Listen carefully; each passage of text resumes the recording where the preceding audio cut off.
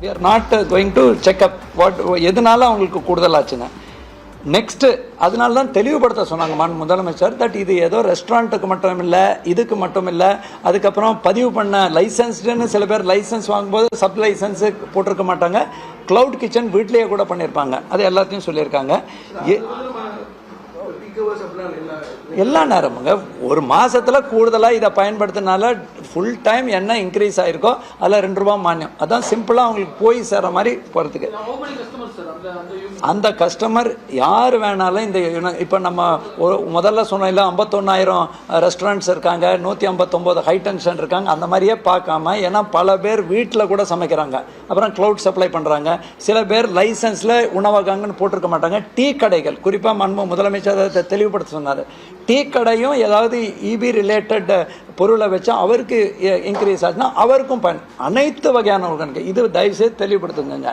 உணவகங்கள்னு வந்தாலே கூடுதல் மின்சார செலவு போன மாதத்தோட இந்த மாதம் அவருக்கு வந்தால் அதுக்கு ₹2 மானியம். ரெண்டாவது, எரிவாயு பயன்படுத்தும் குறு சிறு மற்றும் நடுத்தர தொழில் நிறுவனங்களுக்கு நெருக்கடியை சமாளிக்கும் வகையில் மின் அடுப்புகள், இண்டக்ஷன் ஸ்டவ்வோ இல்லையா எலக்ட்ரிக் ஸ்டவ் உள்ளிட்ட மின் உபகரணங்கள் கொள்முதல் செய்வதற்கு இளைஞர்களுக்கு வேலைவாய்ப்பு உருவாக்கும் திட்டம் ஒன்று இருக்கு, UIEGPன்னு. அதில் 25% அதிகபட்சமாக ₹3.75 லட்சம் மானியத்துடன் கடன் வழங்கவும், இதே மாதிரி தமிழ்நாடு மகளிர் தொழில் முனைவோர் மேம்பாட்டு திட்டத்தின் கீழ் 20% ₹2 லட்சம் மானியத்துடன் ₹10 லட்சம் வரை கடன் வழங்கவும் மற்றும் அண்ணல் அம்பேத்கர் தொழில் முன்னோடிகள் திட்டத்தின் கீழ் 35% அதிகபட்சமாக ₹1 கோடி வரை மானியத்துடன் கடன் வழங்கவும் ஆனரபிள் CM ஆணையிட்டிருக்காருங்க.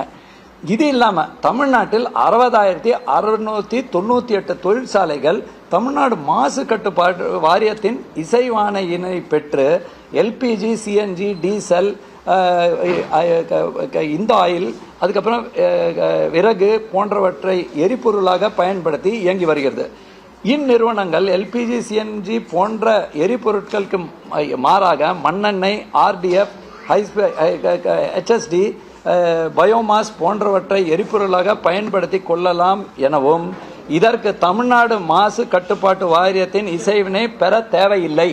TNPSCயோட இன்டிமேட் பண்ணால் போகிறோம். No requirement for approval. தகவல் தெரிவித்தால் மட்டுமே போதுமானது. ஏன்னா அவங்களுக்கு எளிமைப்படுத்துவதற்கு எனவும் ஒன்றிய அரசு அறிவித்துள்ள LPG, CNG பயன்பாட்டுக்கு கட்டுப்பாட்டு கால அவகாசம் வரை இந்த விலகு அமலில் இருக்கும். இது சேம் லைக் அந்த இது எவ்வளோ நாள், ஏன்னா நமக்கு அது எவ்வளோ நாள்னு தெரியாது. தமிழ்நாடு முழுவதும் 9,300 தொடக்க பால் உற்பத்தியாளர்கள் கூட்டுறவு சங்கங்கள் வாயிலாக நாள் ஒன்றுக்கு 55 லட்சம் லிட்டர் கொள்முதல் செய்கிறாங்க. ஏற்கனவே நாங்கள் பத்திரிகை மற்றும் தொலைக்காட்சியில் முதலமைச்சரும் பார்த்துருக்காங்க. திடீர்னு ஹோட்டல்கள் எல்லாம் பால் வாங்க முடியலன்னா என்ன பண்ணலான்னா, நம்மளோட அனிமல் ஹஸ்பண்டரி டிபார்ட்மெண்ட் மூலமாக ஆவின் பால் கூட்டுறவு சங்கங்கள் கட்டுப்பாட்டுகள் ஏதுமின்றி பெற்றுக்கொள்ள நடவடிக்கை எடுக்க ஆணைப்பட்டுள்ளது.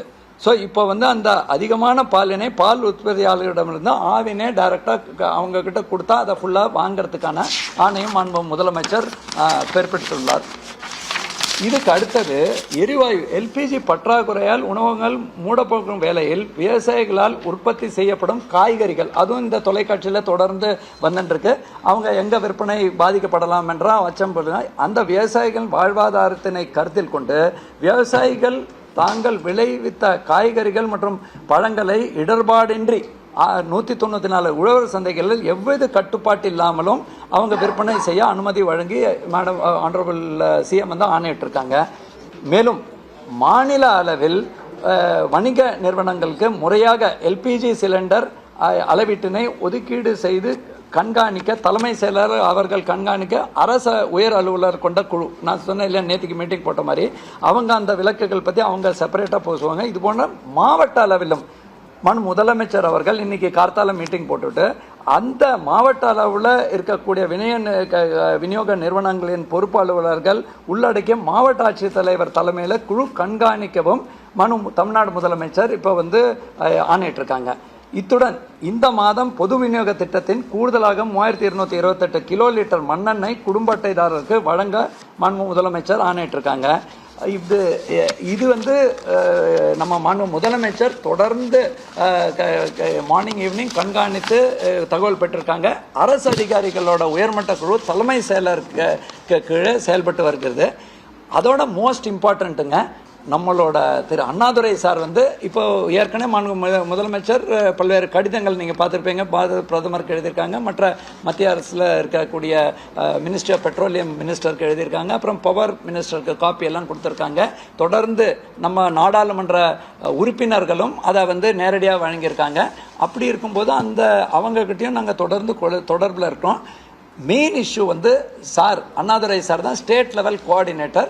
அவரை வந்து அந்த நிலைமை ஃபஸ்ட்டு தேவையில்லாமல் பீப்புள் நீட் நாட் இது பண்ண வேண்டாம்ங்கிற அந்த டீட்டெயில்ஸ் அவர் சொல்வார்.